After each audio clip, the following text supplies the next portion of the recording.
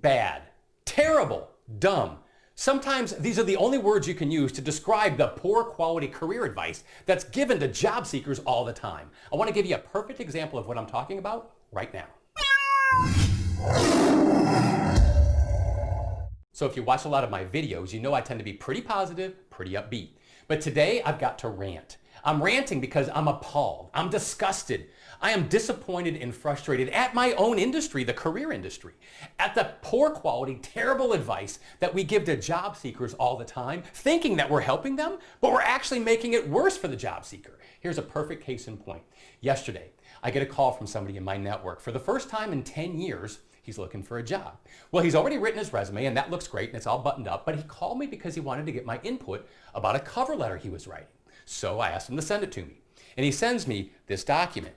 He sends me a wall of words. Not just one-page wall of words. He sends me 2 pages, 2 walls of words. He sends me like an autobiography. And my first reaction is, oh no, this is not a good cover letter. But I didn't have the heart to tell him. So I asked him really diplomatically. I said, well, where did you learn that this is the optimal way to write a cover letter?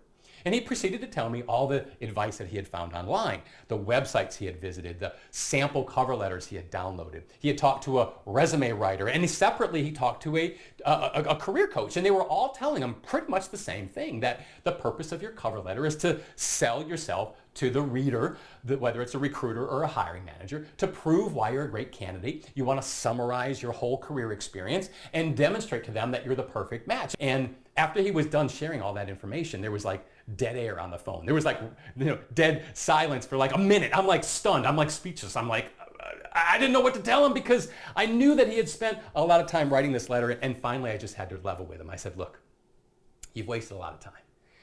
Sadly, you've wasted a lot of time.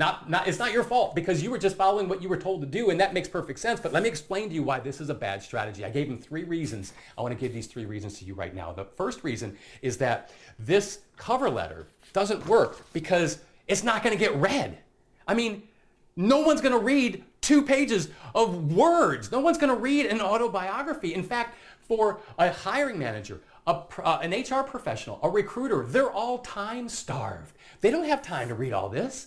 In fact, it's more efficient for them to skip past the cover letter, go right to the resume, scan through the resume, and assess whether or not you're a good candidate for the job without ever looking at or even opening the cover letter document. That's the first reason why this is a bad strategy. The second reason is all of the time it takes to write a letter like this. I had to ask him. I was gun shy to ask him, but I had to ask, how long did it take you to put this this cover letter together? 6.5 hours.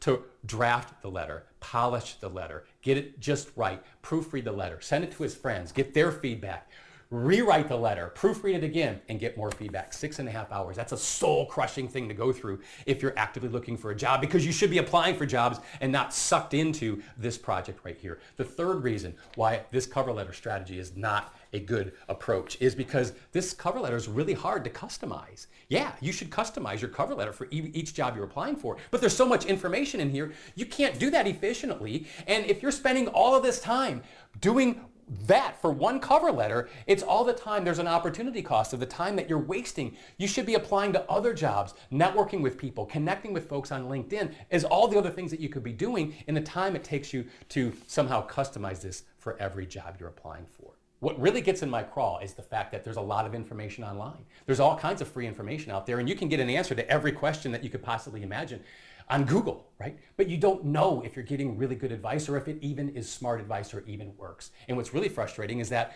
sometimes everyone's saying the same thing, but it turns out to be the wrong advice. Case in point right here. I hope that helps. I'm David Pinkley. If you have a question about your resume, cover letter, job search, or whatever, shoot me a note. I'm happy to respond, and we'll see you soon.